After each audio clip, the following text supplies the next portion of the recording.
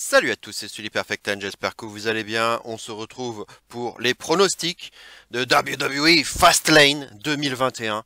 Un pay-per-view qui nous hype tous, puisque WrestleMania est à nos portes, dans moins d'un mois maintenant.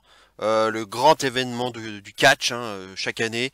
Ça y est, c'est dans moins d'un mois, et donc Fastlane, c'est la dernière ligne droite, c'est le pay-per-view qui permet de planter les dernières graines avant le show de l'année, tout simplement.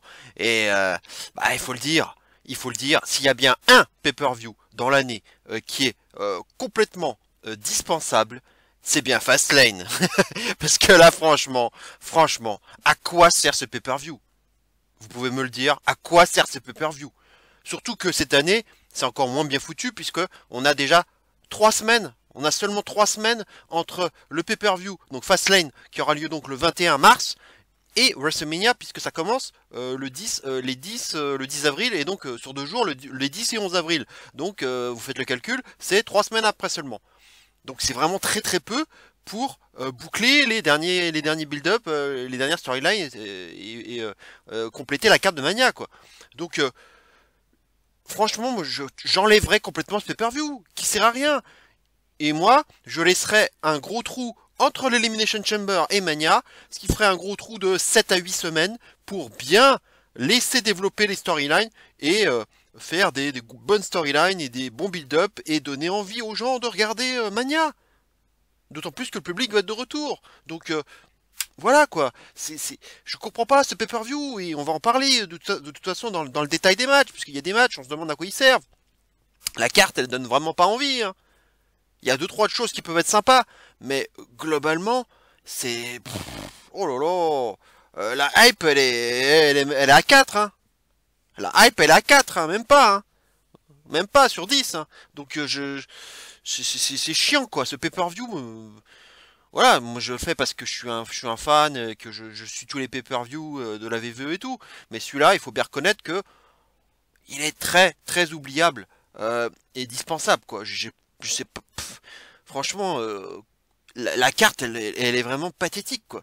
Enfin bon, on va en parler de toute façon. Alors avant de commencer, on va parler déjà des matchs potentiels qui n'ont pas été officialisés. Pour l'instant, on en a quand même 6 puisqu'on on nous en a officialisé 3 d'un coup hier soir à Raw.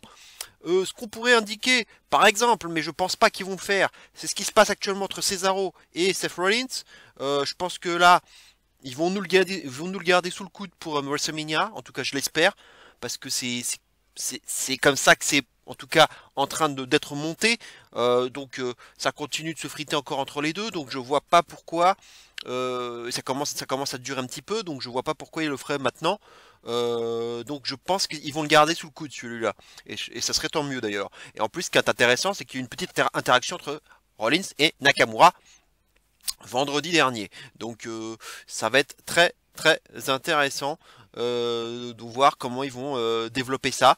Donc voir le rôle de Nakamura dans cette feud. Ça aussi, ça peut être sympathique, turn ou pas turn, on verra bien. En tout cas, voilà, je vous l'indique comme ça, mais je pense que ce sera plus pour Mania. Un autre, ce serait un match de championnat tag team de SmackDown, donc entre les champions, les Dirty Dogs et donc Rudy Ziggler et les Street Profits, puisque les Street Profits, ça y est, c'est bon, ils l'ont leur title shot.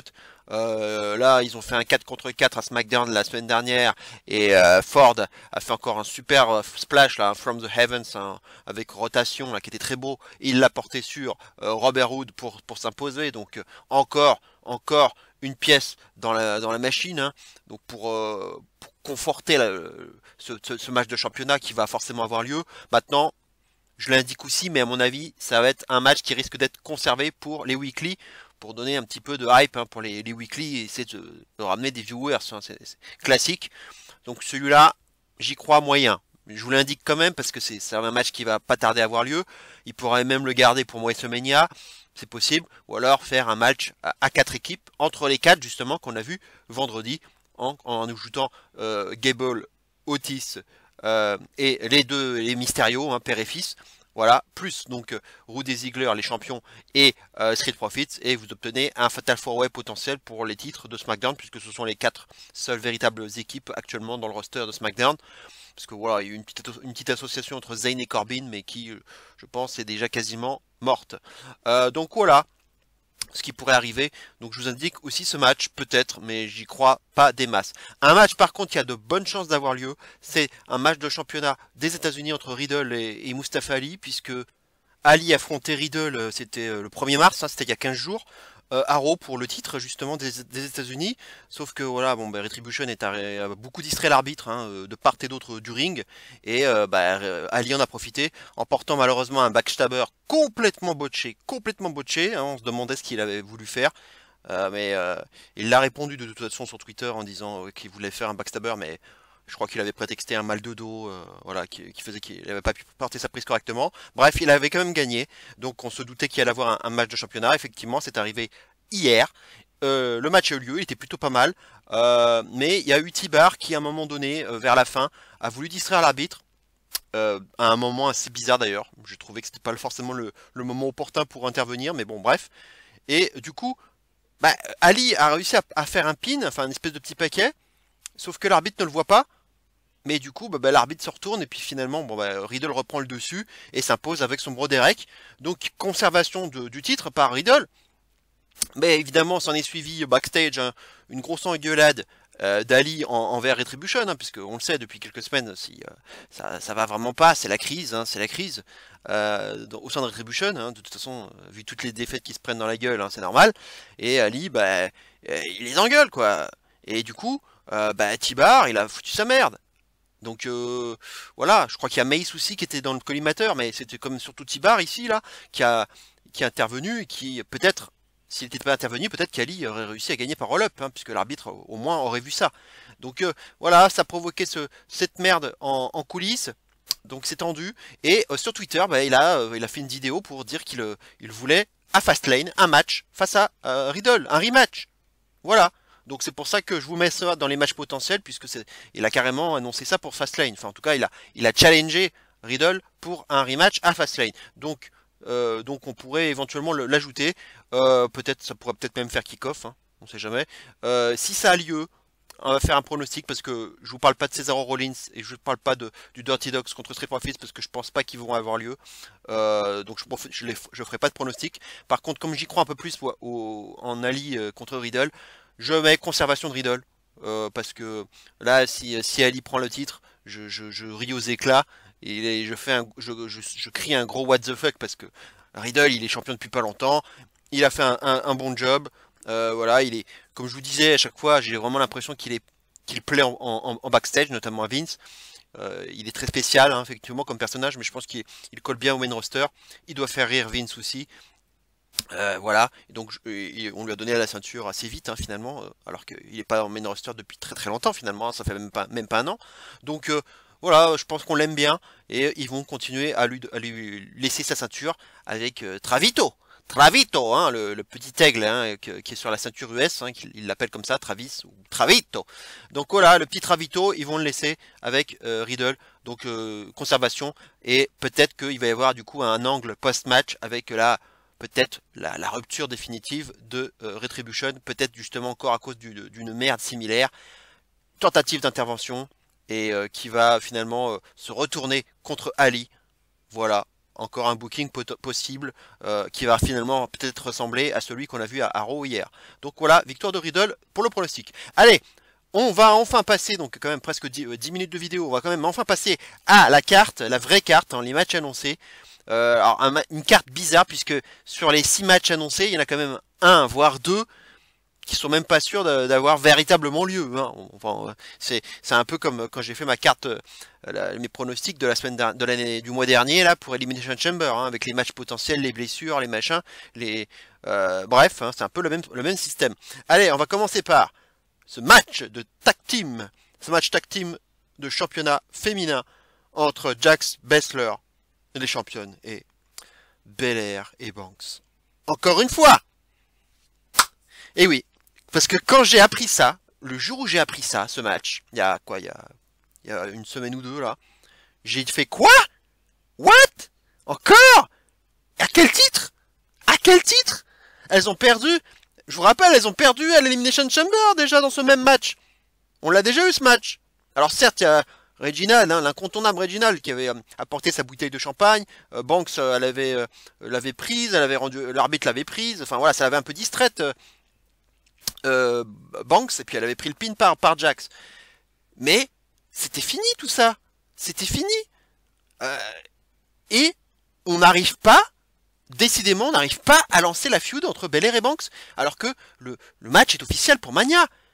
Et c'est ça qui m'embête, c'est que moi, j'ai envie, au lieu de faire les 36 000 fois le même segment entre Belair et Banks pour dire « Ah ben moi je suis la basse et puis moi je suis la EST à WWE, voilà, et faire que des segments comme ça, et sans qu'il y ait plus.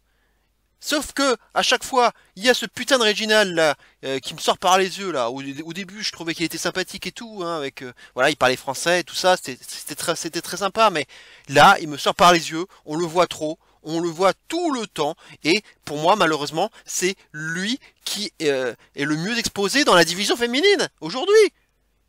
Il n'y a pas plus exposé que Reginald actuellement. Et c'est terrible.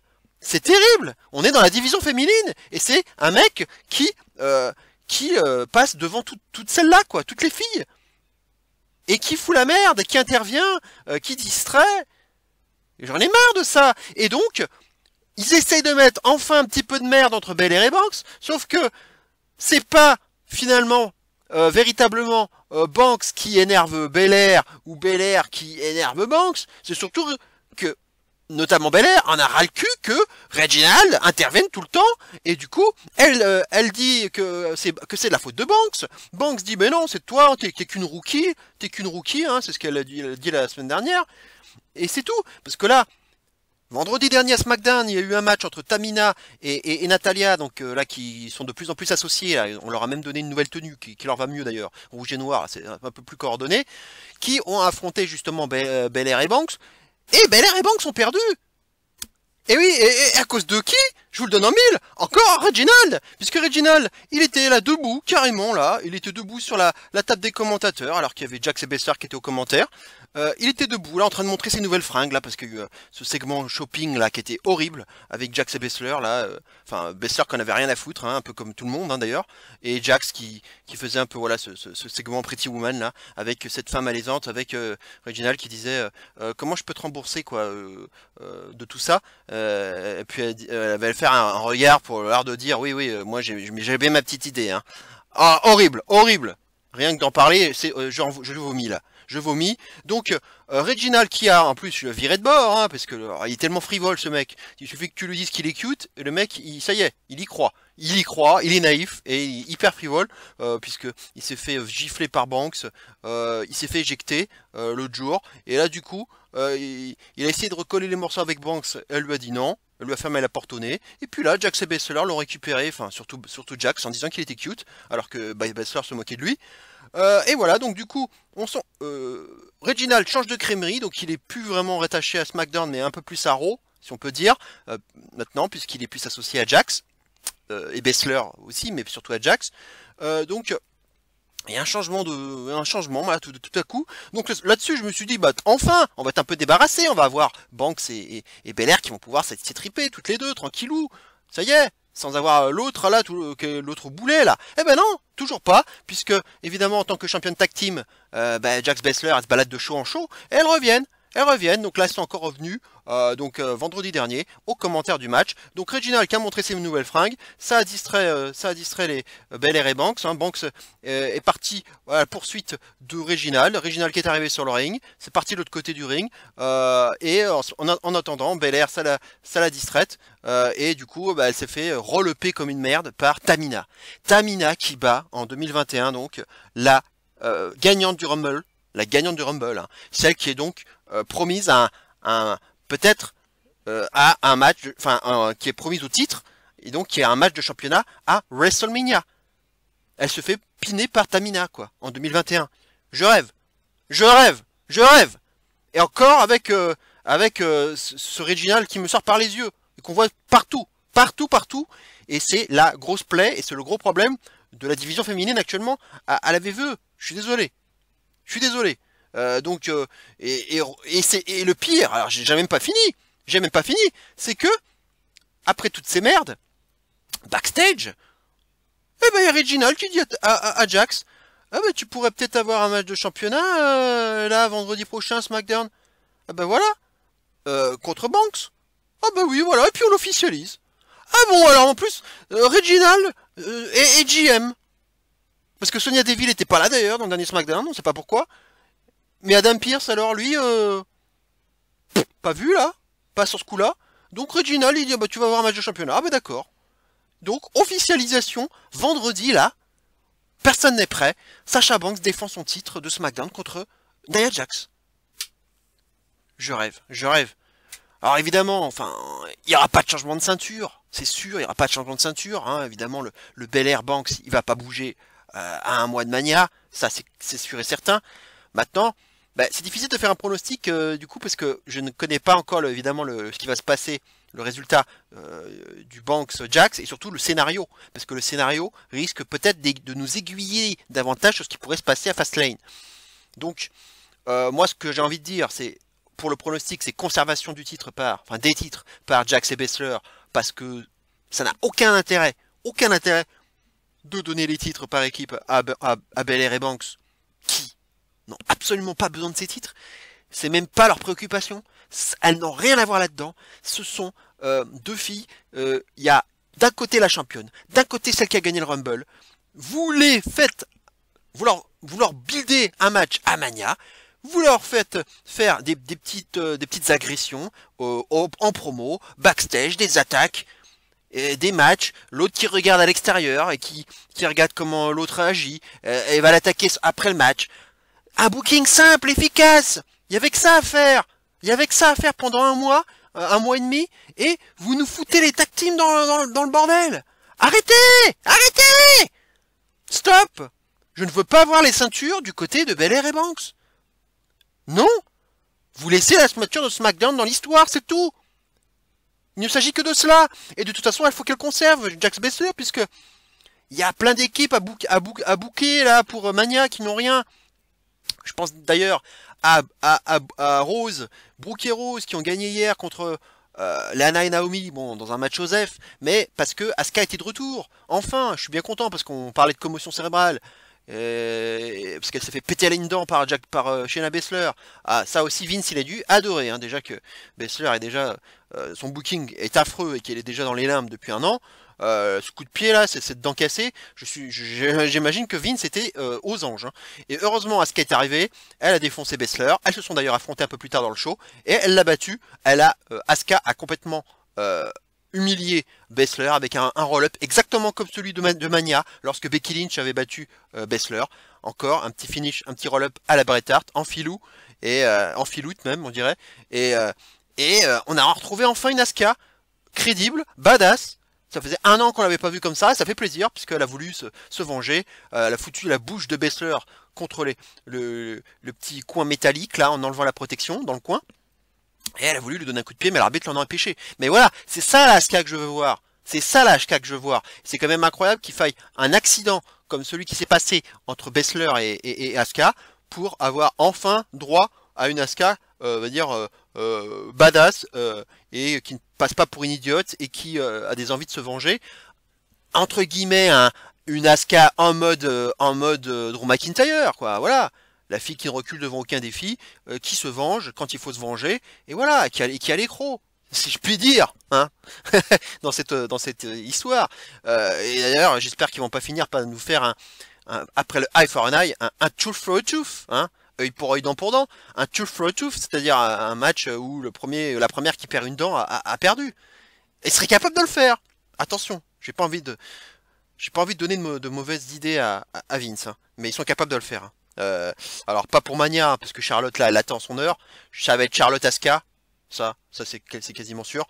Voilà, je vais pas m'éterniser là-dessus puisqu'il s'agit pas de ça dans ce match. C'est le match tag team. Donc conservation de Jax et Baszler.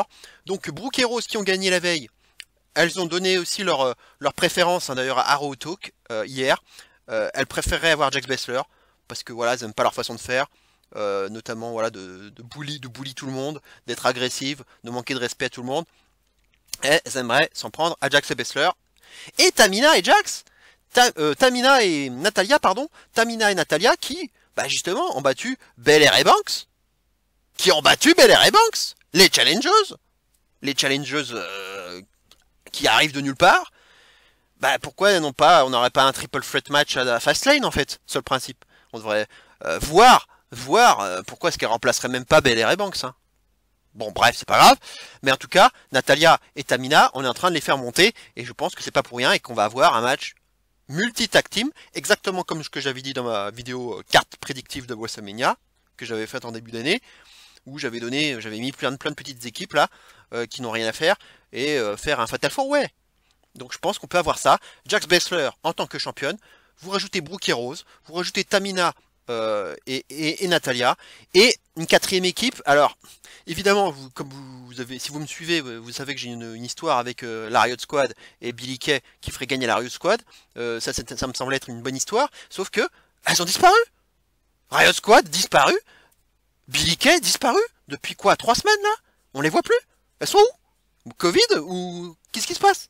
Qu'est-ce qui se passe? Alors heureusement qu'il reste un mois, on verra bien, parce que si elles se montrent pas dans les jours à venir, là je vais commencer à être inquiet. Hein. Parce qu'il y avait une histoire à écrire. Donc on verra bien. Evans et Royce, elles sont dead, hein, évidemment. On ne met plus NXT dans l'affaire, puisque voilà, on a donné des ceintures tag team à Dakota Kai et à Raquel Gonzalez. Donc voilà, au moins, il y a un peu plus de clarté. On ne mélangera pas à NXT. Voilà. Et ben voilà, hein, donc finalement, il n'y a pas 36 possibilités dans les équipes qui peuvent postuler. Ou la Naomi, mais bon, elles ont perdu hier. Vous pouvez éventuellement remettre un Naomi, mais bon, il faudrait justifier ça, quoi. Bon, vous avez encore un peu de temps pour le faire, mais il va falloir crédibiliser ça. En tout cas, voilà, Belair et Banks n'ont rien à faire là. J'espère qu'ils vont pas faire gagner Belair et Banks pour qu'il y ait, genre, les deux filles qui catchent en 2 jours, 2 fois en 2 jours, genre, d'abord, on défend nos titres tag team en multi-woman dans la nuit 1, et puis on fait notre match Belair Banks dans la nuit 2. J'espère qu'ils vont pas faire ça. C'est bon. Elles ont déjà leur gros match à Mania. Elles vont pas aussi en prendre le spot de d'autres filles en s'intégrant aussi dans un match tag team. Arrêtez. C'est pas possible. Donc non, Jax Baszler conserve. Et puis dans le scénario, forcément, il y aura du Reginald dans l'air. Je suis obligé de le dire. Ça m'énerve, ça me sort par les yeux, mais c'est comme ça qu'est construite l'histoire. Reginald va mettre son grain de sel. Alors, est-ce qu'il va trahir Jax? Est-ce qu'il va finalement, parce qu'il est quand même toujours un peu amoureux de Banks, donc est-ce qu'on va pas être finalement dans un dilemme? Parce que c'est peut-être ça l'histoire. C'est peut-être qu'il va y avoir un dilemme avec Reginald. Est-ce que je choisis d'aider Jax ou est-ce que je décide de faire gagner Banks? Voilà, ça sera peut-être ça l'histoire. Et peut-être que justement c'est entre ces deux filles que va se jouer le pin final ou la soumission finale. Hein, à voir. Mais pour moi, c'est Jax Baszler qui conserve. Reginald va peut-être faire une merde, volontaire ou non. Mais ce qui m'importe surtout, c'est que Reginald, on l'exclut de la feud, si je puis dire feud, entre guillemets, entre Belair et Banks. Et qu'on fasse monter la sauce entre les deux filles. Et d'ailleurs, ce serait intelligent, hein, c'est ce que j'avais déjà dit il y a un mois d'ailleurs pour l'Elimination Chamber, mais ce serait intelligent si le scénario du final, hein, le scénario de la fin du match, faisait en sorte de mettre encore plus de sel entre Banks et Belair. Parce que ça n'en a pas mis le mois dernier. Donc là, mettez-en véritablement, faites monter la tension entre les deux filles là, parce que là, qui est, je sais pas, une dissension, un malentendu, quelque chose comme ça. Voilà. Et peut-être un petit peu à cause de Reginald. Mais que Reginald n'en fasse pas trop non plus. Mais malheureusement, j'y crois pas. J'aimerais bien qu'il soit exclu de l'affaire, mais malheureusement, j'y crois pas. Ou mettez-le dans une shark cage. Voilà, à Mania. Mettez-le dans une shark cage dans le match Belair Banks. Voilà, mais je veux pas le voir intervenir. C'est tout. Parce que là, j'en ai ras le cul. Voilà, ou mettez-le en accompagnateur de Jax et Baszler à WrestleMania, si vous voulez.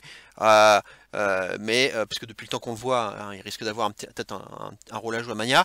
Mais ne le mettez pas avec Belair et Banks. Voilà, donc conservation de Jax et Baszler. Allez, on va passer maintenant au match suivant. Un match entre Braun et The Brain, Shane McMahon. Oui, les amis. Braun Strowman contre Shane McMahon. Un match sorti de nulle part qui avait vraiment toutes les chances de finir à Mania. Hein, on s'en doutait. ce genre de match, hein, quand on commence à nous le builder depuis 2 3 semaines, bah forcément, c'est que ça pue mania, ça pue mania. Et hier, on nous apprend que finalement le match va avoir lieu à Fastlane. Alors bon, on en reparlera, mais bon, ça veut vraiment pas du tout dire que le match n'aura pas lieu à Mania quand même. Hein. Hein, peut-être la revanche, on l'aura. À mon avis, on l'aura. Bref, mais quel feud de merde. C'est pathétique à souhait. C'est l'une des pires storylines que j'ai vues ces derniers mois à la VVE. C'est complètement stupide. Et quand je dis stupide, bah, le terme est bien choisi. Puisque justement, c'est le maître mot de cette feud, quoi. La stupidité. Puisque finalement, tout part. Allez, si on va vraiment aux origines, lorsque Adam Pearce s'était fait frapper par Braun avec un coup de boule qu'il avait du coup qui avait entraîné sa suspension juste au lendemain des Survivor Series. Donc il y avait une histoire déjà, un petit problème entre Braun et l'autorité. Il était revenu et là il apprend qu'il n'est même pas dans la liste pour l'Elimination Chamber, hein, pour le match de championnat d'Euro. Donc il s'énerve, il nous joue un peu la Sami Zayn, un peu en mode complot, en théorie du complot. Ouais, là vous avez quelque chose après moi, l'autorité, là, c'est bon, à chaque fois, vous m'excluez de l'Elimination Chamber, et à un moment donné, et puis après, qu'est-ce qu'ils ont fait? Ils ont fait un match tag team, Hard Business, match de championnat tag team, Hard Business contre Braun Strowman et un partenaire mystère désigné par Shane McMahon, et il s'agissait de Adam Pearce en costard. Je rêve. Et Braun Strowman qui était sur le point de gagner, et puis Shane McMahon qui le distrait et lui dit non, fais le tag avec Adam Pearce. Et en plus, comme un débile, il s'exécute, Braun. Adam Pearce rentre sur le ring et il se fait releper comme une merde. Et heureusement d'ailleurs, j'étais bien content que leur business conserve, même si malheureusement ils ont perdu leur titre hier face à New Day, et ça m'énerve. Encore, ça c'est encore un autre sujet, ça m'énerve. Bref, parce que là on est en train de tuer leur business, bon bref, c'est pas grave. Et donc Braun Strowman, ils se sont persécutés là par Shane, et on a commencé à lancer cette histoire complètement à dormir debout, où Shane McMahon, on va dire, joue le heel dans l'histoire, et se moque complètement de Braun et se fout de sa gueule. Il fait des comparatifs avec les dinosaures. Hier, il disait que les T-Rex, en fait, il y en a plus. Et pourquoi est-ce qu'il n'y a plus de T-Rex maintenant aujourd'hui? Bah, c'est parce qu'ils n'ont pas su s'adapter. Et il disait ça aussi de Braun, quoi. Et il disait non, mais j'ai jamais dit que t'étais stupide, non. Ne me fais pas dire ce que j'ai pas dit, hein. Bref, évidemment, il le pensait, hein, c'est pas grave. Avec ses non mais c'est incroyable. Mais quel âge ont les gens qui ont fait ça? Qui a pondu ces textes? Qui? Et Shane McMahon qui marmonne, qui respire comme un cochon au micro. Il y a même des gens qui étaient inquiets, qui se demandaient s'il était pas malade, Shane. Non mais n'importe quoi. Et qui se barre. Braun Strowman qui le poursuit. Il se barre dans sa bagnole, Shane. Braun Strowman le poursuit, mais c'est trop tard, la bagnole s'est barrée. Du coup, Braun Strowman, il laisse tomber, il se tire. Et en fait, Shane McMahon, il était plus malin, il était pas dans la bagnole. Et puis il se casse en disant ah, mais quel idiot. Quel idiot. Et voilà. Et donc on a encore eu ce segment hier. Braun Strowman qui veut des explications de Shane. Il dit mais pourquoi t'en as après moi? Encore une fois, t'as peur de moi en fait. C'est ça hein, l'idée. Hein. C'est ça. T'as envie de m'affronter. C'est ça. Mais t'as peur en fait. T'as peur. T'as pas les couilles de venir sur le ring face à moi. Hein. Mais moi, alors il nous a ressorti le même histoire qu'avec Lars Sullivan. Hein. Exactement la même histoire. Le coup du géant qui se faisait bully quand il était jeune. Hein. J'ai été bully quand j'étais jeune. Et donc voilà, j'en ai marre d'être traité comme ça. Puis moi, je suis pas né dans un manoir, hein, et j'ai pas été dans une grande école, hein, comme toi Shane. Et donc ouais, il a parlé des McMahon, donc les McMahon tiennent jamais leurs promesses, hein, c'est des menteurs, voilà. Et donc ça commence à s'envenimer là-dessus. Shane McMahon qui dit bah voilà, il a retraité de stupide, ta démarche est stupide, parce que Braun Strowman voulait l'affronter, là, à Raw, là, tout de suite. Il dit non mais t'es stupide. Et puis finalement, Shane McMahon a accepté.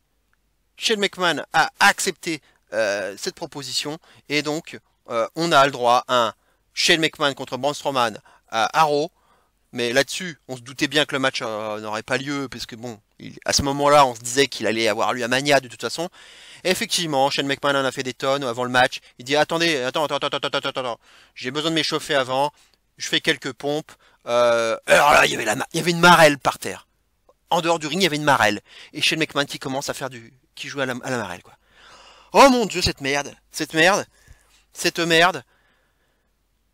Et puis bon, c'est la course poursuite, Braun le poursuit, il arrive finalement à récupérer Shane, à le projeter contre la barricade, et puis là il commence à faire son fameux tour là, son petit tour de ring, et pour faire son gros coup de bélier, sauf que Shane McMahon arrive à piquer la caméra d'un caméraman qui était juste à côté, poum, coup de caméra sur Braun qui s'écroule, il le pose sur la table des commentateurs, ça descend du coup de classique, la table s'écroule, et puis là, me demandez pas pourquoi. Il y avait 2-3 seaux de slime, là, de gros liquide vert, qui étaient sous le ring. Me demandez pas d'où ça sort. Hein. Tout le monde a du slime sous le ring, hein, c'est normal. Et là, il en renverse sur Braun. Il dit voilà, ne manque plus jamais de respect comme ça. Ne cherche jamais, ne plus jamais à me défier comme ça. Et voilà, on termine le segment comme ça. Et c'est de la merde. C'est de la merde. Et on a déjà eu ce coup du slime, en plus avec Braun, avec Morrison et le Miz, là, qui arrêtait pas justement d'emmerder Braun, qui avait essayé de le piéger, de lui foutre du slime sur la gueule, sauf que c'était tombé sur la tête de Caleb Braxton, hein, on s'en souvient. Donc c'est pas la première fois qu'ils font ça.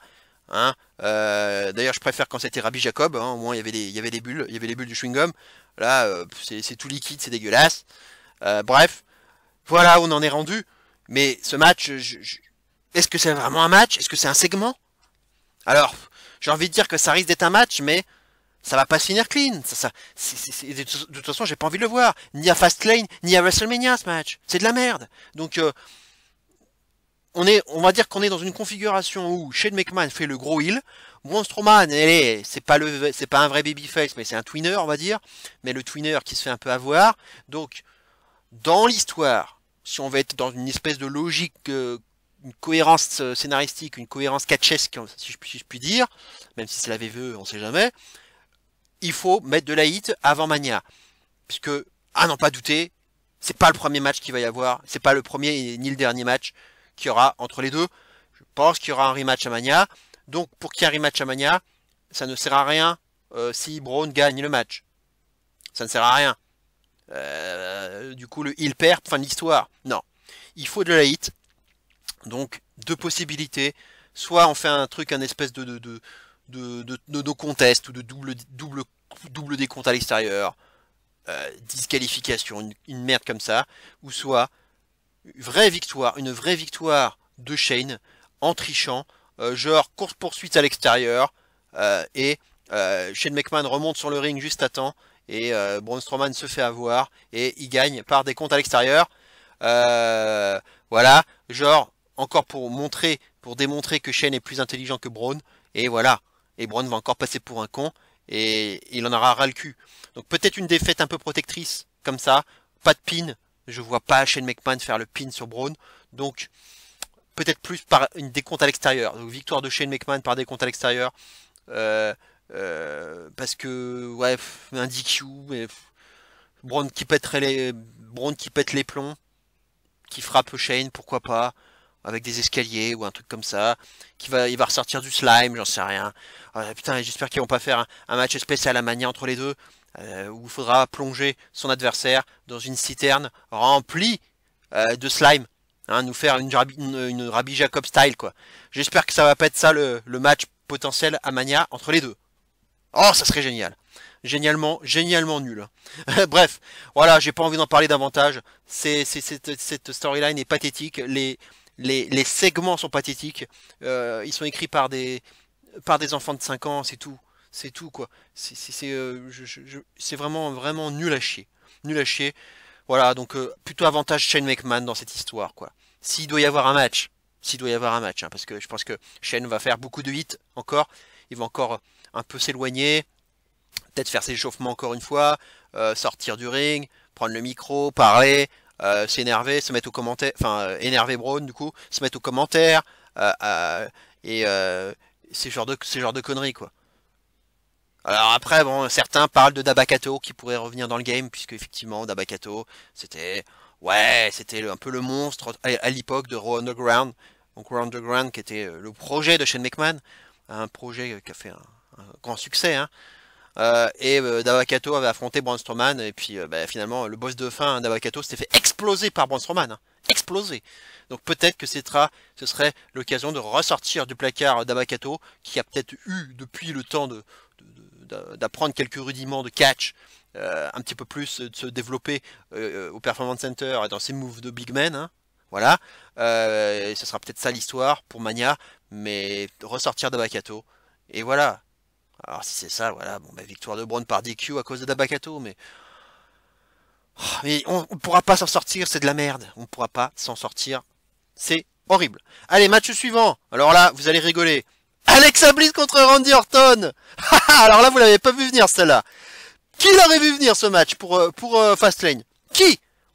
Alors qu'on se dirigeait tranquillement vers, évidemment, un Orton Wyatt Fiend, réincarnation du Fiend ou de Wyatt sous sa nouvelle forme ou je ne sais quoi, pour Mania, dans un cinématique match probablement, ou quelque chose d'assez bizarre, un peu comme dans l'esprit de Firefly Funhouse match de Cena l'année dernière, mais avec peut-être quelques nuances. Et puis là, bon ben non, parce que là, bon, on a cumulé, mais encore une feud qu'on a tiré jusqu'à la moelle. On ne savait plus rien, on ne savait plus quoi dire. C'était toujours pareil. On est parti encore sur du surnaturel. Orton qui vomit une fois sur deux, parce que Bliss lui jette un sort. Voilà, donc là il a encore vomi l'autre fois, hein, avec Bliss là qui a fait jaillir le feu. Tiens, ça rappelle quelque chose, hein, à l'UW, hein. Des flammes qui jaillissent du 3 poteaux du ring, mais pas sur le quatrième, hein, botch volontaire ou non, hein. Voilà. Et Orton qui a commencé encore à vomir cette espèce de pétrole là, ce qui n'était pas la première fois que ça arrivait. Donc on a l'impression que le Fiend est dans le corps d'Orton. Est-ce que finalement Orton ne va pas enfanter le nouveau Fiend ou le nouveau Wyatt? Est-ce que ça va pas être un espèce d'alien qui est à l'intérieur du corps d'Orton et qui va ressortir comme ça? Ça va être gore as fuck. Ou alors est-ce qu'il va carrément le cracher? Il va cracher un œuf? Hein, il va cracher le Wyatt qui était dans un œuf? Non mais ils sont capables de faire cette connerie, hein. Ils sont capables de le faire. Ça va tellement loin. Et donc une Bliss, hein, toujours aussi creepy, avec ce petit diable dans sa boîte là, hein, qui est en boîte de musique là, avec un peu c'est très très sataniste, hein. Donc on a peut-être l'impression qu'on va avoir un espèce de diable enfin un Wyatt réincarné en mode Satan, quelque chose comme ça. Ça va ressembler à ça, peut-être avec des ailes. Voilà, un truc un peu comme ça, un peu brûlé. Hein, pour un rappel, un vieux tweet de 2019 où il parlait de The Angel with burn wings is waving you home. Hein, c'était un vieux tweet où il avait parlé de ça, d'un ange aux ailes brûlées qui te ramène à la maison. Alors, je pense pas qu'il ait pensé à Orton 2 ans avant, hein, faut quand même pas exagérer, mais ça peut être il peut peut-être faire rappel à ça, et peut-être qu'on va avoir un ange avec des ailes brûlées qui va revenir et qui va apparaître. Bref, hier donc on a eu un petit segment avec Bliss qui était toujours en train de rigoler sur sa balançoire en disant à Orton: bon, alors du coup, tu veux te débarrasser de moi, hein, c'est ça, hein? Mais vraiment, hein, t'as vraiment envie, hein, so badly, t'as vraiment envie de te débarrasser de moi, hein, Randy, hein. Eh ben, t'as qu'à le faire à Fastlane, hein? T'as qu'à venir à Fastlane si tu veux vraiment te débarrasser de moi. Et voilà. Alors, ça sera quoi ta réponse? Hein? Est-ce que tu vas saisir cette opportunité? Voilà, elle dit juste ça, elle rigole, et on en est rendu là. Et un peu plus tard, Orton, évidemment, il a répondu à l'interview de Sarah Schreiber, parce que sur le coup, la promo de Bliss, je me demandais si c'était un match, un segment, un cinématique, on savait pas vraiment ce que voulait dire Bliss à ce moment-là, sauf que Sarah Schreiber, elle interroge Orton, elle lui parle d'un one-on-one match à Fastlane, donc j'avais pas forcément compris ça, et donc Orton dit moi au contraire, l'occasion de kick out, hein, donc vraiment l'utiliser kick out, de donner, de la dégager, de la faire déguerpir, mais avec le kick out, hein, donc c'est un peu un jeu de mots qui rappelle évidemment le punt kick d'Orton. Donc si j'ai l'occasion en gros de me débarrasser d'elle avec un punt kick, hein, c'est un peu ça, ben c'est exactement ce que j'ai l'intention de faire. That's exactly what I'm going to do. Voilà. Et c'est on en est rendu là, quoi. Donc à un Bliss Orton, rien que l'affiche et what the fuck. Voilà, je vais vous le dire tout de suite, ce n'est pas un match. Je vous le dis tout de suite, ce match n'aura jamais lieu. Ce sera un angle, ce sera peut-être un truc cinématique, ce sera... Mais il n'y a pas de match. Pas de match, tout simplement, pour la simple et bonne raison que, il faut le dire, autant dire les choses telles qu'elles le sont, Vince McMahon n'aime pas les matchs intergender, il ne les aimera jamais. On l'a vu, par exemple, lors du match entre Reginald et Sasha Banks à SmackDown. Ce n'était que de l'esquive de la part de Reginald, aucune offense, aucune. Donc c'était pas un intergender match du coup. Xavier Woods qui a pas arrêté de réclamer un match avec Reckoning à l'époque où le New Day et Retribution étaient un peu en feud. Jamais ce match n'a eu lieu. Jamais. Hein, au final. Alors certes, elle était en mode Covid, Reckoning, mais ils ont complètement laissé tomber. Elle est revenue après. Hein. Ils sont jamais revenus là-dessus. Hein, c'était fini. Et finalement, quand il y a des interactions entre hommes et femmes, des interactions physiques, c'est surtout pour créer des moments. Voilà. Quand Corbin a apporté un Hand of Days à Becky Lynch, voilà, c'était un moment. Quand Ronda Rousey porte un Piper Spit à Triple H, la Mania, sur ses épaules, dans le match avec Stephanie là, et Kurt Angle, c'était un moment. Quand Randy Orton porte un RKO à Stephanie McMahon, à Beth Phoenix l'année dernière, ou encore récemment à Alexa Bliss, ce sont des moments, ce ne sont pas des matchs. Ce ne sont pas des vrais matchs 1 contre 1 ou 1 contre 1 si on peut dire, des vrais matchs intergender quoi. Ça n'existera pas, vous n'en aurez pas dimanche. Si certains pensent qu'il va vraiment y avoir un match entre les deux, eh ben franchement, je vous le dis tout de suite, ne croyez pas au Père Noël. Ne croyez pas au Père Noël.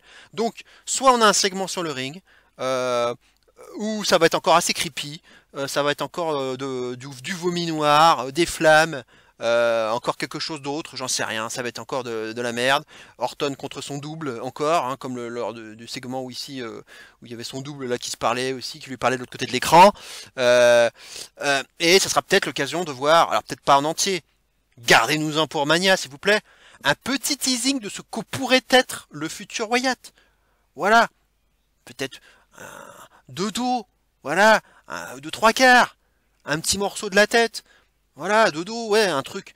Un petit teasing. Un petit clip en noir et blanc, ou je sais pas. Avec Bliss dans les parages. Juste ça. Mais faites pas le pin, faites pas un match avec un pin. Enfin, arrêtons. Vous voyez Bliss faire un pin à Orton? Arrêtez, quoi. C'est de la merde. Si vous voulez vraiment faire un pin, bah à ce moment-là, donnez-le à Bliss sur Orton. Parce que ça n'a aucun intérêt si c'est Orton qui le fait sur Bliss. Voilà. Mais si c'est du coup Bliss, si Bliss doit le faire sur Orton, c'est évidemment parce que Orton aura encore été ensorcelé. Voilà. Il aura encore le diable au corps. Hein. Voilà, comme dirait Radiguet. Mais il faudra rien attendre de plus. Voilà. Donc ça va être un segment. Ça va pas durer très longtemps. Hein, je vois pas vraiment grand chose de plus. Ça va être creepy. Il y aura peut-être un peu de malaise. Voilà, ça va être une pause pipi entre deux matchs, quoi. C'est juste une pause pipi, voilà. Et, rien d'autre à attendre de ce truc, quoi. Ça tire la corde, là, et en fait, on n'a qu'une hâte, c'est de voir le nouveau Wyatt, quoi. C'est tout, en fait, c'est tout. On en reparlera lundi, quoi. Et on verra bien, lundi ou mardi prochain, on en reparlera, et on verra ce qui peut s'annoncer pour Mania, je dirais plus, un cinématique match à l'heure actuelle. Allez, match suivant. Match entre Apollo Crews et Big E, le champion intercontinental. Alors, un match qui pouvait être déjà possible le mois dernier, hein. Mais il y avait encore Sami Zayn qui était dans l'affaire. Mais ils ont continué. C'est étonnant parce que finalement, Big E avait déjà battu Apollo Crews à SmackDown, hein, en début d'année, en mois de janvier. Ensuite, il y a eu un rematch. Sauf que Zayn était menotté à l'époque, il se menottait là, à la barrière, il s'est démenotté, il est intervenu, et ça s'est transformé en double disqualification, puisque Zayn en était pris aux deux. Ça s'est transformé en triple threat match après, à SmackDown, sauf que Big E a fait le pin sur Apollo Crews, à nouveau. Donc, je veux dire, là, ça faisait beaucoup, là, Big E avait déjà battu 2 fois Apollo Crews. Eh ben non, ah ben non, finalement, ce qui s'est passé, c'est que un petit peu quand même, en grande partie même, grâce ou à cause de Paul Heyman, hein, de tous ces conseils-là, et de toutes ces manipulations, de ces manigances à Talking Smack, hein, lorsqu'il s'adressait à Apollo Crews, eh ben il l'a rendu heel, hein, finalement, il l'a un peu conditionné pour devenir heel, et c'est ce qu'il a fini par faire, hein, et en disant, je veux encore un rematch, donne-moi un rematch, Big E n'en voulait pas, mais il avait insisté, et finalement, il a carrément agressé Big E en balançant les escaliers d'acier sur lui, sauf que évidemment la caméra ne le montrait pas, il était de l'autre côté du ring, donc il était par terre, donc évidemment ils ont tout protégé, et en fait en réalité on a bien vu que les escaliers étaient complètement à côté, hein. Il les a pas du tout balancés sur son bras, hein, je crois que c'était son bras, donc là-dessus ils ont worké une blessure pour Big E, hein, hôpital et tout, et on a ensuite on nous a dit qu'il allait revenir, finalement il est revenu vendredi dernier, hein, seulement, hein, donc je crois qu'il a eu 2 semaines d'absence. Et pendant les 2 semaines d'absence, on a eu un nouveau cruise avec une nouvelle tenue, une nouvelle attitude. Donc cette écharpe verte et blanche, hein, aux couleurs du Nigeria, ce brassard là, donc vraiment un Apollo Crews très roots, qui revient donc à ses racines, qui avait fait une promo heel que j'ai trouvé tout à fait intéressante et convaincante, avec donc une nouvelle attitude, une nouvelle façon de délivrer ses promos, et une belle tenue verte et blanche. Moi, l'ensemble, on va dire que le package, je l'ai trouvé plutôt cohérent, plutôt attirant et plutôt convaincant. Donc moi, la première semaine, quand j'ai vu ça, la promo heel, donc où là, en plus, c'est pas... Voilà, c'est pas, on ressort pas, on transforme pas, on repackage pas Crews en plombier, en éboueur ou en laveur de carreaux. On utilise quand même des choses qui sont relatives à son passé, à ses racines même, à savoir donc cette royauté nigériane dont il fait partie. Donc il a reparlé de ses racines. Encore quelqu'un aussi encore hein, le coup du mec qui se fait bully dans sa jeunesse, hein, ça marche à tous les coups. Encore quelqu'un aussi qui était un peu comme ça. Et en fait, il annonce. Donc il a parlé aussi de je crois de son grand-père, voilà, qui avait plusieurs femmes. Enfin, c'est parti loin son histoire. Mais au moins il y avait du texte, il y avait de l'histoire. Ça permettait au moins de nous raconter quelque chose autour d'un personnage, de mieux le comprendre. Et ça m'avait plu sur le coup, enfin sur la première fois.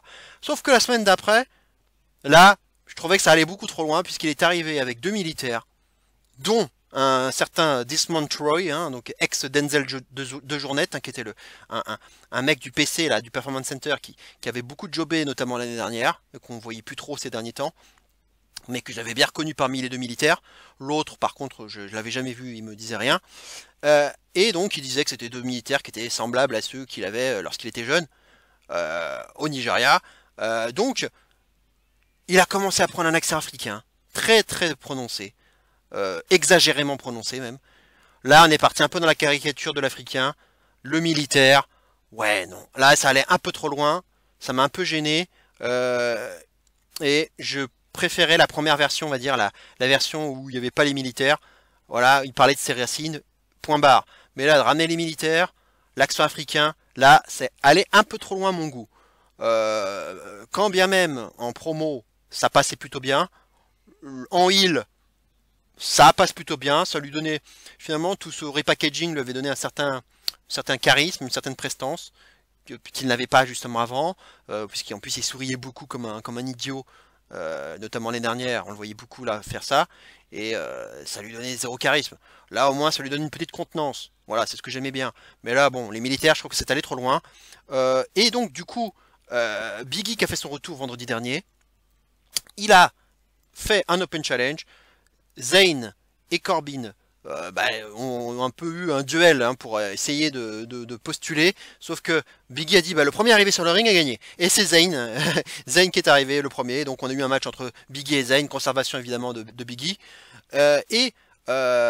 Juste derrière, Apollo Crews a attaqué Biggie avec à nouveau un coup d'escalier, hein, donc du classique, encore comme quand il l'avait blessé la première fois. Sachant que dans un angle précédent, dans le même SmackDown, Biggie avait fait une très belle promo, hein, très belle promo babyface, un babyface revanchard qui veut sa revanche. Et là, il est prêt pour Crews à Fastlane en disant voilà, là t'as mis un pied sur ma pelouse, et ben moi je vais détruire ta maison. Voilà, je vais être un peu plus biblique là, parce que tu as franchi le Rubicon, t'as ouvert la boîte de Pandore. Voilà, je vais être un peu plus Ancien Testament là. Voilà, et voilà, il utilisait un peu des termes un peu plus comme ça, bibliques, ou religieux si on peut dire, et du coup il a fait une promo assez convaincante, pour vraiment menacer Crews, et dire qu'il va prendre cher. Et donc voilà, donc on en est arrivé avec Crews qui a pris le dessus, en donnant donc ce coup de scalier plutôt dans le bras, encore le bras, de Biggie. Voilà, donc on va dire que la feud est assez, je dirais, élémentaire. Elle est basique, mais c'est souvent les vieilles recettes comme ça hein, qui fonctionnent. Donc moi je suis pas contre le fonctionnement du build-up. C'est efficace, c'est simple, sans fioriture. Et au moins, voilà, on a un match qui est bâti pour un pay-per-view. C'est simple et efficace.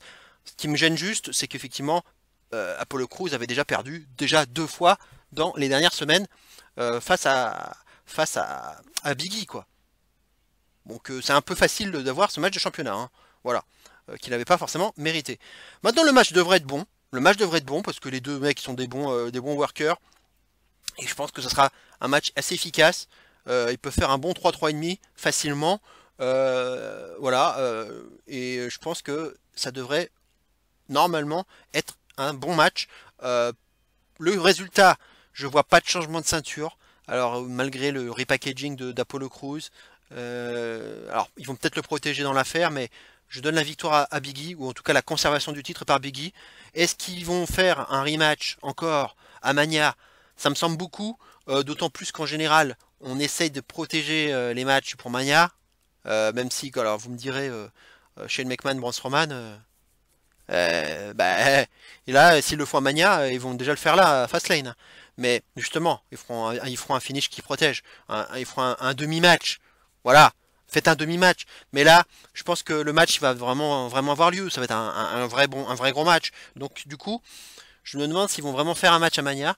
Du coup, je me demande si ils vont continuer la feud après, quoi. Parce que après tout, ça commence à faire un petit moment qu'ils sont tous les deux, qui se tournent autour. Donc la feud va peut-être se terminer à Fastlane. Maintenant, au niveau des heals, Sami Zayn, il a eu déjà pas mal d'opportunités. Il se fait à chaque fois battre. Et il y a Corbin peut-être. Est-ce que c'est pas Corbin qui va être la prochaine feud pour Biggie à Mania? Ça donne pas envie. Hein. Mais en même temps, il n'y a pas pléthore de choix puisque en heal, Rollins il va être pris avec Cesaro. Voilà quoi, dans la mid-card de heal. Ouais, Nakamura, sauf si, enfin, il va peut-être tourner, mais il va tourner autour de Rollins et de Cesaro aussi. Les autres c'est des tag teams.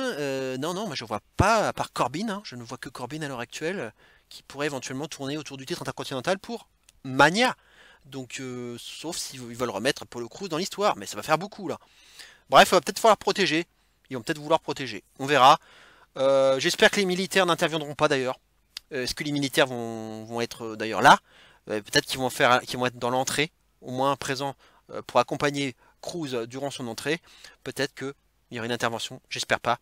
Mais je donnais la conservation à Biggie, en tout cas. Avec peut-être une protection pour Crews. Tout dépendra de ce qu'ils veulent faire à Mania. Est-ce qu'ils veulent prolonger la feud ou non? Voilà, s'ils veulent prolonger, ils protégeront, ils trouveront un finish anticlimatique, comme ils savent si bien le faire. Voilà, donc conservation de Biggie. Allez, match suivant. Drew McIntyre contre Sheamus. Enfin, j'ai envie de dire, enfin le match tant attendu en pay-per-view. Ah, je l'avais attendu celui-là. Alors je vous l'avais dit d'ailleurs dans ma vidéo, enfin je crois que c'est dans ma précédente vidéo de review de Elimination Chamber. Je trouvais que ce match, pour Mania, il manquait un poil d'étincelle ou ouais c'est ça, de prestige pour Mania. Et je ne pensais pas qu'on le verrait à Mania. Donc j'ai eu raison au final, puisque on nous a déjà, dès le début de Raw hier, alors sans prévenir, boum, Drew McIntyre contre Lashley pour le titre. Allez hop, ça, emballé c'est pesé, c'est déjà officialisé. Ah oui d'accord, bon, bah, ok, hein. Puisqu'évidemment Lashley a pris le titre à Omiz, hein, je crois qu'on n'en avait pas parlé la dernière fois que je vous ai parlé, hein, et il s'en passe des choses en un mois. C'était logique, Lashley a pris le titre, c'était le mec le plus crédible pour avoir la ceinture, le Miz a servi de passe-plat, c'était à prévoir. Voilà le traitement d'un Mr. Money in the Bank. Voilà. Voilà à quoi servent les mallettes. Hein. À se faire ridiculiser et humilier. Voilà. Donc au moins on a un champion crédible qui a été booké fort. Très très fort. Qui a été protégé dans la défaite au Chamber hein, lorsqu'il a perdu le titre des États-Unis avec Riddle. Hein, voilà, puisque ce Riddle avait fait le pin sur John Morrison. Donc il était passé directement dans le main event en s'attaquant à Drew McIntyre, le Miz avait caché, voilà, etc. etc. Donc on le sentait venir, le Miz, enfin le Lashley contre McIntyre, pardon. Le Miz avait eu sa seconde chance à Raw, il s'était fait démolir, bah, c'était la semaine dernière. Voilà, donc Drew est de retour dans le game, après une petite parenthèse Covid d'ailleurs, au moins il est revenu vite.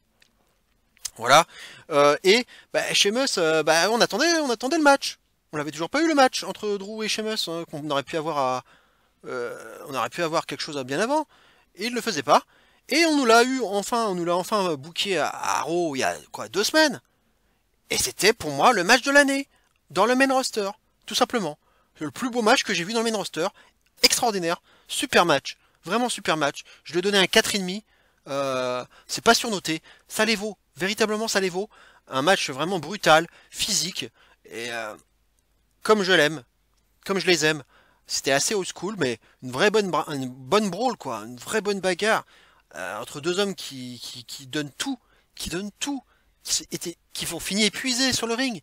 Et quelle image finale, un espèce de duel final hein, finalement entre deux hommes qui s'entretuent. Hein, qui se donnent un coup, leur coup fatal en même temps. Hein, c'était Brock Kick contre Claymore et la grande jambe de McIntyre a finalement fait la différence.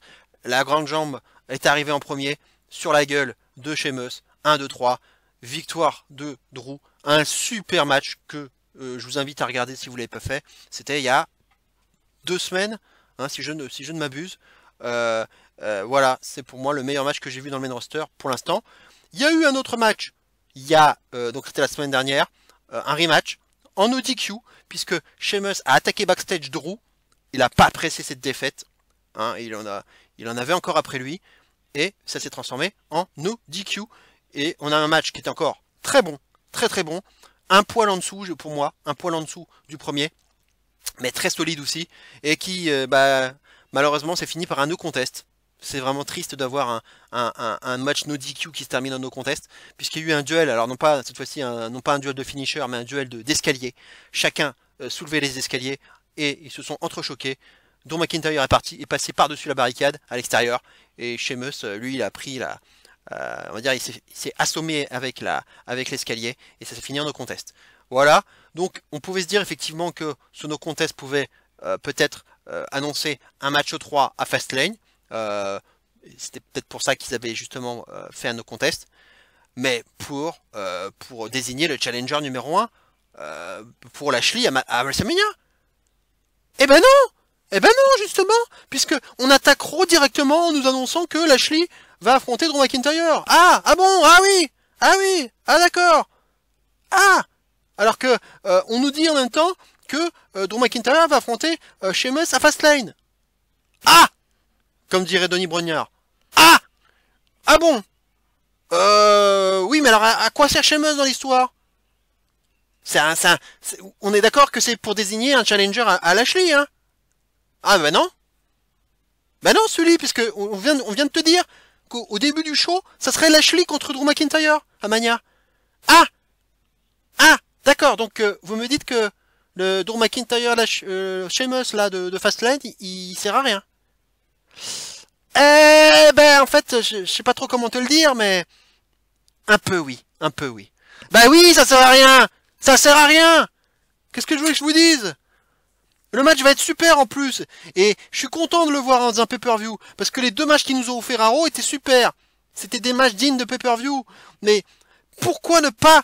Putain, mais c'est tellement évident. Mais putain, mais n'importe quel fan aurait booké ça comme ça, sauf la VVE, sauf la VVE. C'était tellement facile de dire Drew McIntyre, Sheamus, once and for all, on règle les comptes, match numéro 3, à Fastlane, donc après le no contest. Cette fois-ci, allez, on refait un match 3. Et le vainqueur affrontera Lashley à WrestleMania. Ça donnait un enjeu au moins. Alors certes, Drew McIntyre aurait été favori, évidemment, mais au moins on avait un enjeu. Ça servait à quelque chose. Sauf que là, c'est trop tard. C'est trop tard. Qu'est-ce que je voulais que je vous dise? Voilà quoi. C'est n'importe quoi là. C'est n'importe quoi. Alors heureusement, oui, le match va sûrement être bon. Et Sheamus, enfin Drew McIntyre nous a vendu ça aux petits oignons hein, hier en Raw en disant que ce match allait être d'une brutalité, physiquement ça va être une confrontation comme vous n'avez jamais vu auparavant quoi. Il nous a carrément survendu le match. Il nous a dit à Raw Talk, il a dit soyez au rendez-vous quoi, soyez à Fastlane. Regarde, suivez-nous dimanche quoi. Il nous a hypé. Le match va être bon. Imaginez, enfin c'est ce qu'il rappelait à Raw Talk, 20 ans d'amitié. C'est pas de la storyline ça, c'est la réalité. 20 ans d'amitié. Et c'est ce qu'il rappelait. Sheamus a été en Écosse, visité chez parents, les parents de Drew, et inversement, Drew McIntyre est allé à Dublin visiter les parents de Sheamus. C'est une véritable amitié. Et ils ont des parcours un peu similaires. Les deux ont été, comme il l'a dit, champions poids lourds. Alors il a dit poids lourd, bon, ouais, c'était à l'époque pour Sheamus. Bon, est-ce qu'on peut dire poids lourd aujourd'hui? Bon, c'est pas le terme employé, mais on va dire que oui. On va dire qu'ils ont été champions suprêmes tous les deux. Il a rappelé que voilà, ils ont fait la FCW tous les deux. Et il a même rappelé que lorsque Sheamus était devenu champion poids lourd, lui, dans la même soirée, McIntyre, il était devenu champion intercontinental. Donc voilà, il y a des choses en commun. Et il rappelait aussi que, bon, bah là, lui, il a commencé à gravir les échelons, Drew. Et bah, il a une période de creux, lui, Sheamus. Et il a dit, du coup, Sheamus, lui, il est devenu ensuite un très bon lutteur par équipe. Donc il a fait sa carrière par équipe. Et après, bon, bah, il s'est retrouvé drafté à Raw. Lorsque Drew était champion. Et du coup, il lui a dit, oh, Sheamus, maintenant, il est devenu jaloux, quoi. Il est devenu jaloux. Et il me dit, il était dégoûté. Il dit, ça me rend malade, ça me rend sick, comme il dit. Ça me rend malade de me dire que 20 ans d'amitié, enfin, foutu en l'air, juste pour de la jalousie. Voilà. C'est ça l'histoire. Donc évidemment, ça se raconte tout seul. Il y a du background, c'est évident. Et d'ailleurs, j'ai hâte de voir la vidéo package qu'ils vont faire à Fastlane, là. Ça va être super. Ils sont toujours très doués pour faire ça, vous l'avez vu. Le package, le vidéo package va être excellent, sûrement, excellent. On va avoir les larmes aux yeux. Mais c'est tellement dommage qu'il n'y ait pas d'enjeu. Un minimum d'enjeu, quoi. Et Sheamus a affronté Lashley dans le main event de Raw, la veille, donc hier. Le match était encore très solide. Sheamus est en train de nous faire un super run, là, actuellement. Hein. Niveau in-ring, le gars, il assure, hein.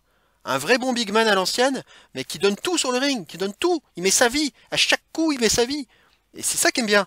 Il est en sueur, il en peut plus Sheamus, quoi. Il donne tout sur un ring. Et son match était très solide. Donc Drew McIntyre, lui, il était assis sur une chaise, il regardait ça, le spectacle à l'extérieur. Il applaudissait même hein, par moments, un peu pour se moquer. Il applaudissait Lashley. Oui, bon, évidemment, victoire de... un peu un finish semblable à celui de Drew McIntyre Sheamus. Finisher contre finisher. Il préparait un Brock Kick avec une prise d'élan. Sheamus, sauf qu'il s'est fait contrer par un spear de Lashley. On le sentait venir à 10 km. Et voilà, il s'est fait contrer finalement la diagonale. Il aime pas trop ça, les diagonales actuellement, hein, Sheamus. La diagonale du fou, il aime pas ça. Et il s'est fait contrer, mais une défaite vraiment avec les honneurs hein, pour Sheamus. Mais c'est un peu dommage. D'ailleurs, c'était difficile à booker ce match parce que Sheamus, il a un combat dimanche et il a fallu qu'il affronte le champion de la VVE. Donc, bah oui, évidemment, il a perdu, mais bon, ils l'ont protégé quand même. Il a quand même pris une défaite, mais une belle défaite, quoi. Une belle défaite. Avec les honneurs, mais pas d'enjeu, quoi. Donc, évidemment, alors on passe au pronostic, mais victoire de McIntyre, qu'est-ce que vous voulez que je vous dise d'autre? Qu'est-ce que vous voulez que je vous dise d'autre? Victoire de McIntyre. Alors ce match n'est pas considéré comme un number one contender match, même si Sheamus le dit, il dit oui, ben, je vais te battre et moi je vais réussir à faire ce que tu ne réussiras pas à faire, toi, Drew. Moi je vais te battre déjà à Fastlane et puis j'irai battre Lashley à Mania. Donc quand il dit ça, donc ça laisse entendre que ça serait un peu un match number one contender, mais c'est pas dit. C'est un match normal. C'est ça qui est dommage. Donc, ça changera rien. Et Sheamus va encore se coucher pour la bonne cause. C'est un peu la tierce personne, un peu comme Bryan actuellement. C'est la personne c'est la tierce personne. On sait pas vraiment s'ils vont faire un triple threat ou pas. Voilà, bah lui il est un peu dans ce rôle-là. Même si là je le vois pas s'insérer dans un triple threat match à Mania, même si ça pourrait être un très bon match. Drew, Lashley, Sheamus, ça serait très bon. Mais là, Drew, Sheamus serait peut-être là pour. S'ils font ça, ça serait peut-être pour protéger tout le monde, et enfin les deux autres, et que Sheamus prenne le pin. Ça serait peut-être ça l'idée, s'ils veulent le faire. Vraiment s'ils veulent le faire. Mais je pense qu'ils le feront pas. Ils le feront pas. Sauf si Sheamus bat Drew, mais je vois pas pourquoi il battrait Drew. Non, non, non, non. Victoire de Drew McIntyre. Le match va être excellent. Je pense que ça va être le match de la soirée. Parce que j'ai tellement aimé lors de match que le numéro 3 va être forcément bon. Tellement ils ont une alchimie tous les deux. Évidente. D'ailleurs, j'avais même lu que Vince avait adoré aussi le premier match. Et qui n'a pas adoré le match? Qui n'a pas aimé le match? Putain, en plus c'était très bien construit. Chacun se piquait le finisher de l'autre. Voilà. C'était beau ça de voir un white noise porté par Drew McIntyre par exemple. Ou quand je crois Drew portait aussi les coups de tambour sur la poitrine. Voilà. Et je crois que Sheamus aussi avait piqué des prises de Drew. Oui, voilà, le reverse Alabama Slam, par exemple. Voilà. Des échanges de prises, une construction vraiment impeccable, match très efficace. Voilà, ça c'est bien. Et les deux se connaissent bien, l'alchimie est totale. La connexion est totale entre les deux, donc le match ne peut être que bon. Sauf si vous nous mettez de l'overbooking ou des interventions extérieures, que j'espère qu'il n'y en aura pas. Faites ça clean. Faites ça clean, un vrai bon duel de big men, vraiment brutal, physique, pas de DQ, pas de décompte à l'extérieur, un match d'homme à homme, vraiment physique comme nous l'a promis et nous l'a vendu McIntyre, quoi. Donc c'est un match que j'attends vraiment beaucoup, même si je déplore évidemment le manque de stipulation. Enfin, y a pas de, ça ne désigne pas le number one contender pour Mania, puisque l'affiche Drew Lashley est déjà officielle. Elle va pas bouger, elle ne bougera pas et on n'intégrera pas Sheamus dans l'équation. J'y crois pas du tout. J'y crois pas du tout. Allez, on va passer à probablement le main event. Roman Reigns, le Tribal Chief, the head of the table, qui affronte Daniel Bryan. Et oui, Daniel Bryan. Et avec, alors je vous ai incrusté en petit Edge ou Jey Uso comme Special Ring Enforcer. Donc Special Enforcer. Comment en est-on arrivé là, hein? C'est compliqué. Parce que Bryan, oui, bah, il a pas aimé la façon dont il a perdu, honteusement, enfin, c'était de façon injuste contre Reigns à l'Elimination Chamber, quoi. Il s'est cassé le cul à gagner le Chamber pour finalement finir, enchaîner sur un match face à Reigns, Reigns qui a gagné très très rapidement, quoi. Donc forcément, et puis il y a Edge qui est arrivé, qui a fait un spear à Reigns et qui a désigné le logo de Mania. Et c'est ce qu'avait dit après plus tard en promo Bryan. Voir ça, ça lui a fait mal au cœur, ça l'a rendu malade. Il était pas bien de voir ça. Parce que là, il se disait, c'est peut-être mon dernier run, c'est peut-être mon dernier Mania, et j'ai rien à Mania là, j'ai pas de programme, j'ai rien, et je peux pas laisser passer cette chance, qui sera peut-être la dernière. Donc, il a insisté, il voulait un match face à Reigns, sauf que les officiels avaient d'abord booké un match tag team entre Jey Uso et Reigns contre Edge et Bryan, match tag team pour Fastlane. Ah bon, ah ouais d'accord, sauf que c'était un leurre tout ça, c'était un leurre, on nous a d'abord mis un Jey Uso contre Bryan. Jey Uso contre Bryan. Si Bryan bat Jey Uso, il affronte Reigns à Fastlane. Sauf que le match s'est terminé par double décompte à l'extérieur. Hein. Jey Uso avait bien manœuvré pour que Bryan ne gagne pas. Sauf que ça n'a pas suffi. Ça n'a pas suffi. Et Bryan s'est arrangé. Et il a annoncé ça à Talking Smack, pardon, à Paul Heyman.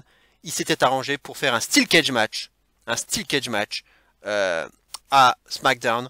Donc un rematch contre Jey Uso. Et à nouveau la même stipulation. S'il bat Jey Uso dans le Steel Cage match, il affronte Reigns à Fastlane. Évidemment, pas de surprise. Bryan s'est imposé avec un Yes Lock. Voilà. Évidemment, Reigns, Heyman n'était pas très content de ce résultat. Et Edge, pas trop non plus, parce que bon, Edge, il a l'impression qu'on lui prend un peu le spot là, alors que c'est un peu débile sur le principe, parce que Edge, il a son match de championnat Mania qui est déjà assuré, donc à la limite que Bryan ait sa chance avant à Fastlane, ça lui change rien. Qu'est-ce que ça change? Si ce n'est d'adversaire potentiel. Si ce n'est d'adversaire potentiel. Avoir Bryan ou Reigns, est-ce que ça va vraiment faire chier Edge? Bah non. Franchement. Là, bon, j'ai pas trouvé terrible ces arguments-là. Bryan donc a rappelé à Edge que c'est sa dernière chance. Il faut qu'il affronte, donc il faut qu'il batte du coup Reigns à Fastlane pour aller à Mania et encore espérer avoir le titre. Parce que Bryan l'a rappelé, moi j'ai combattu autant en gros autant en 3 semaines que toi en 3 mois, hein, en gros. Il a dit ça à Edge. Edge qui a utilisé des arguments que j'ai pas trop aimé en disant ouais, tu sais que moi, il y a une époque où je catchais quoi 7 fois dans la semaine, j'affrontais des Cena, des Batista, des Terry Funk, enfin il en avait cité plein comme ça, sauf que bon, à l'époque dont il parle, Bryan il était même pas à la WWE, il était dans les Indies, ou il était à la Ring of Honor, enfin c'est pas comparable, enfin je veux dire, bon bref, j'ai pas trouvé terrible cet argument-là. Alors que c'est vrai, en plus, c'est vrai que Edge il a pas beaucoup catché. Et c'est Bryan, lui, il se casse le cul. C'est vrai qu'en termes de mérite, hein, ces derniers mois, c'est quand même plus Bryan. Tout ce qu'il a pour lui, Edge, c'est d'avoir gagné le Rumble du premier, en étant premier jusqu'au dernier, quoi. C'est ce qu'il lui a dit d'ailleurs. Voilà, donc il y a eu cette passe d'armes entre les deux, mais à la fin, il a quand même dit Edge qu'il était meilleur que Bryan, quoi. Et il s'est barré comme ça. Donc voilà, ils tentent de mettre un peu la merde entre Edge et Bryan. Et donc là, un Bryan qui est un peu en mode tierce personne, un peu comme Sheamus, comme je vous disais tout à l'heure. Sauf que Bryan, c'est vrai qu'il a plus de chances finalement de s'intégrer dans un Triple Threat à Mania que Sheamus. Et donc il a cette opportunité à Fastlane. Et donc, on finit dernier SmackDown avec le segment signature de contrat qui était prévu entre Bryan et Reigns. Reigns, sauf que Reigns, qui s'installe à la tête de la table, hein, comme d'habitude, a dit oh ouais, il y a une semaine ou deux, oui, bon, j'étais plutôt chaud pour ce match, mais là, oh non, mais là j'ai plus trop envie en fait, j'ai pas trop envie de signer ce contrat. Bryan qui dit ah ben voilà, c'est exactement ce que je pensais. T'es un coward. Moi, j'ai réussi à faire taper Jey Uso, ce que toi, tu n'as jamais réussi à faire. Ce qui est vrai. C'est un bon argument. Donc, il a commencé à l'énerver, à exagérer, à hausser le ton, en disant ah bah, finalement, je pourrais être la head of the table, moi. Je pourrais un peu nourrir tout le monde, hein, finalement. Hein donc, voilà, il a commencé à énerver Reigns. Il a craqué, Reigns. Il a signé le contrat. Il l'a filé à Adam Pearce. Et avec Jey Uso, je crois, oui, Adam Pearce. Et Jey Uso s'est énervé. Il a dit laisse-moi, ous. J'ai envie d'être le Special Enforcer à Fastlane. Je veux être le Special Enforcer.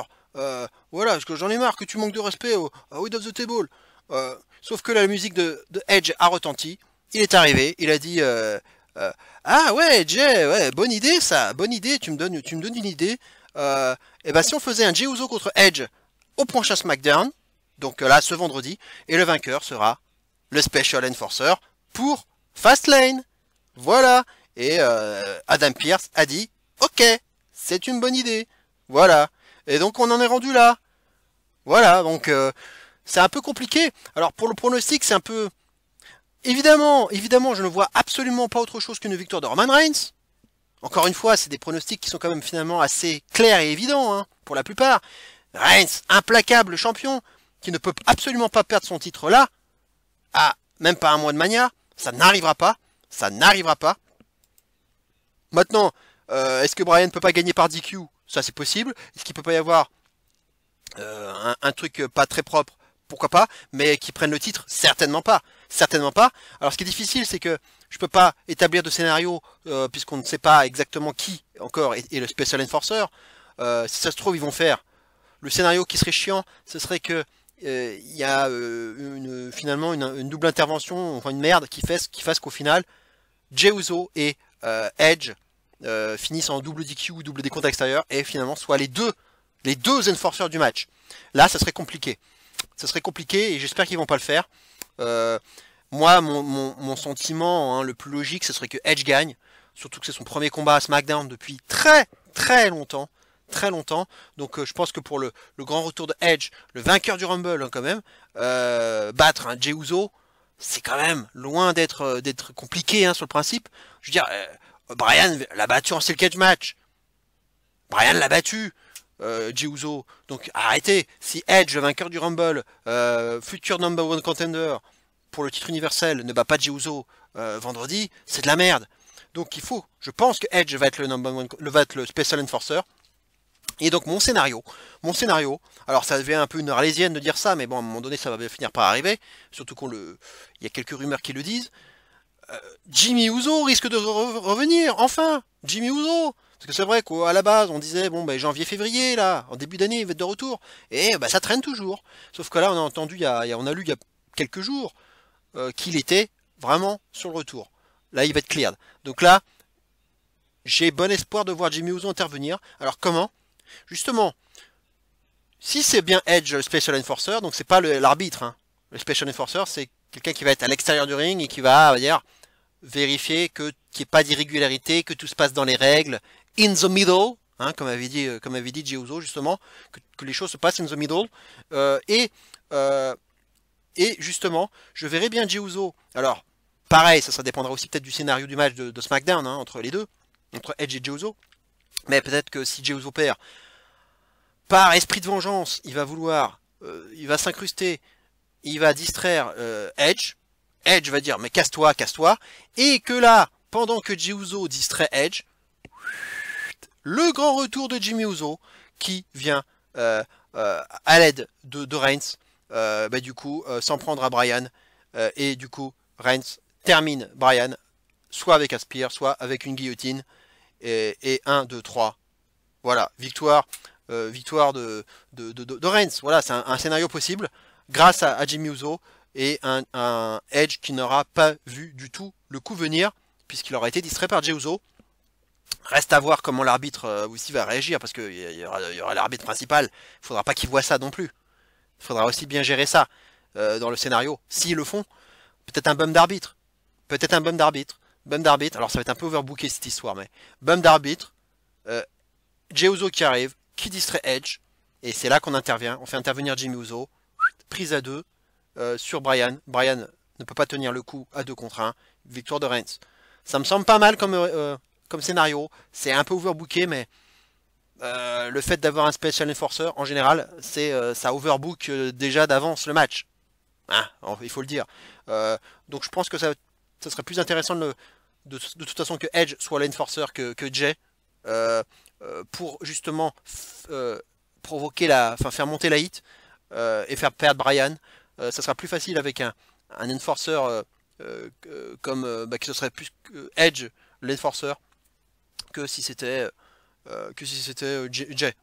Voilà, je le verrais plus comme ça parce que j'ai trop en tête le retour de Jimmy quoi. Donc voilà, je vais peut-être encore me tromper, peut-être que Jimmy va être encore de retour plus tard et il sera peut-être même pas à Mania. Mais voilà, c'est un booking possible. Mais justement, si c'est pas clean, si ça se finit pas clean, ce que je pense que ce sera pas clean. Bryan va perdre, pas clean. C'est peut-être ça justement qui va permettre de faire un triple threat à Mania. Peut-être que ça va être ça l'idée et que Bryan va être là un peu pour prendre le pin, pour protéger tout le monde finalement. Parce que effectivement, s'ils veulent vraiment que Edge prenne la ceinture, si si c'est dans un triple threat, bah Edge qui peut faire le pin sur Bryan, ça permettra de protéger Reigns, de perdre son titre sans prendre le pin. Ça serait peut-être une façon intelligente de le faire, s'ils veulent véritablement que Edge ait son WrestleMania moment et le titre. Même si ça m'embêterait. Mais bon, ça on en reparlera dans un mois pour les pronostics de Mania. Hein. Mais voilà, donc peut-être un Bryan qui va s'ajouter dans un triple threat. Parce qu'à la base, sinon, j'avais une idée de 2 contre 2 à WrestleMania entre Bryan, Owens et les Usos pour le grand retour. Mais Owens, j'ai l'impression qu'ils sont en train de l'écarter de Reigns pour de bon. Hein. C'est vrai qu'il a finalement sa feud avec Reigns, elle a daté un petit peu là. Et c'est vrai que là, il a présenté un Kevin Owens show. Il est plus trop dans l'histoire là, j'ai l'impression. On sait qu'évidemment, il tient beaucoup à faire son fameux spot du bateau là, le bateau qui ira dans le décor du stade Raymond James Stadium de Tampa. Mais bon, ça veut pas forcément dire que ça va être lié à Reigns. Mais moi j'avais une bonne idée de genre de match tornado, street fight, tornado tag team match entre Bryan, Owens et les Usos, ce qui permettrait justement de faire un spot depuis le bateau. Puisque là, à ce moment-là, ce serait un ODQ. Hein. Un bon match comme ça, 2 contre 2, ça pourrait être sympathique pour caser tout le monde, justement, notamment Owens, notamment Bryan et les Usos pour le retour des Jimmy. Mais je me demande si finalement Bryan ne va pas s'ajouter dans un triple threat match pour que Bryan finalement finisse, hein, peut-être que ce sera peut-être la fin, son dernier run, sur quand même un match de championnat à WrestleMania devant du public et que Edge ait sa consécration tout en protégeant Reigns du pin. Voilà peut-être l'idée derrière tout ça. Voilà donc, je résume les choses. Pour moi, Edge sera le vainqueur vendredi à SmackDown, sera le Special Enforcer. Je pense pas qu'ils mettront les deux à la fois avec Jay. Donc plutôt Edge, de la hit, Jimmy Uso qui intervient pour son grand retour, victoire de Reigns, de la hit, Bryan un peu plus, et on reconstruit quelque chose de façon à ce que Bryan soit finalement intégré dans un triple threat match. Voilà. Pas de changement de titre. Pas de changement de titre. De toute façon, il y en a. J'en vois aucun dans cette soirée. Hein. Il y a 3 matchs de championnat là prévus. Je vois aucun changement de titre. Surtout là, à l'approche de Mania, hein, tout simplement. Voilà donc ce qu'on pouvait dire pour cette vidéo pronostic de Fastlane. Désolé, j'ai fait un peu long, mais il y avait quand même finalement beaucoup de choses à dire, même si ce sont des matchs qui sont relativement simples à pronostiquer, je pense, et qu'il n'y en a pas beaucoup, mais qu'il n'y a pas une hype terrible. C'est ça le problème. À noter que c'est quand même les débuts de Peacock, hein, le WWE Network qui va migrer du côté de Peacock à partir de jeudi, là, le 18 mars, mais du côté notamment des États-Unis, du Canada en particulier. Donc ce qui fait que pour les Américains notamment, ça va être la première pay-per-view, hein, Fastlane, qui va avoir lieu sur Peacock. Ils n'ont pas, du coup, pas sur le network là-bas. Mais chez nous, ça ne change rien. On n'a pas encore Peacock, nous, en France, en Europe notamment, et on aura encore le droit au network, hein, il faut le dire. Voilà, ça c'était la petite précision, mais les débuts sur Peacock, ça peut peut-être rebattre les cartes, peut-être qu'on aura des petites nouveautés, des choses qu'on n'attendait pas dans les résultats, la façon de faire, la façon de construire les matchs, pour marquer le coup pour les débuts de Peacock. Peut-être, ils vont peut-être nous épater, hein, sait-on jamais. Ah oui, et puis une dernière chose, attention aux horaires, parce que je me suis fait avoir pour Raw, hein, notamment hier, puisqu'aux États-Unis, en Amérique du Nord, au Canada, ils ont avancé d'une heure, ils sont passé à l'heure d'été, donc 2 semaines avant nous. Nous, on change que le 28, donc ça veut dire que jusqu'au 28, il faudra attention, hein, puisqu'on va voir, les shows vont avoir lieu 1 heure plus tôt pour nous, puisque par exemple, hier, Raw était à 1 heure du matin, et je me suis fait avoir, c'était pas à 2 heures, mais à 1 heure. Donc, bah, c'est pareil, là pour le pay-per-view, faudra pas. Ce sera pas un pay-per-view à minuit, mais à 23. Enfin, si le pay-per-view à minuit et non pas à 1 heure, justement. Et le kick-off ne sera pas à minuit, mais à 23 heures. Donc, kick-off 23 heures, pay-per-view minuit. Il faudra être attentif pour les horaires. Il faudra pas se tromper. 23 heures, le kick-off. Minuit, le pay-per-view. Et on aura encore toute la semaine prochaine avec des horaires différents et des shows qui auront lieu plus tôt pour les Français. Donc ça c'est plutôt la bonne nouvelle. Mais attention donc, vérifiez, consultez votre télé horaire, comme dirait Raymond Rougeau. Voilà donc, très bonne semaine à vous.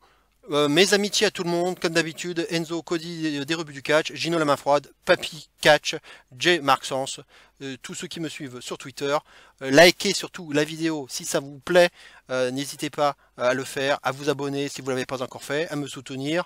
C'est très gentil de le faire à chaque fois et de liker. C'est vraiment bien pour vraiment très important pour ma visibilité et je trouve, je vous remercie en tout cas de cette fidélité et des vidéos pronostics qui, mine de rien, font plus de vues ces derniers temps et donc j'en suis très heureux et on frise les 100 vues, donc je vous remercie de cela. Voilà, donc on se retrouve lundi soir, mardi, on va dire dans la nuit de lundi à mardi pour la review de Fastlane. On verra bien ce que ça donne. Portez-vous bien et d'ici là, bien entendu, n'oubliez surtout pas et plus que jamais, vive le catch et zéro miedo. Ciao à tous.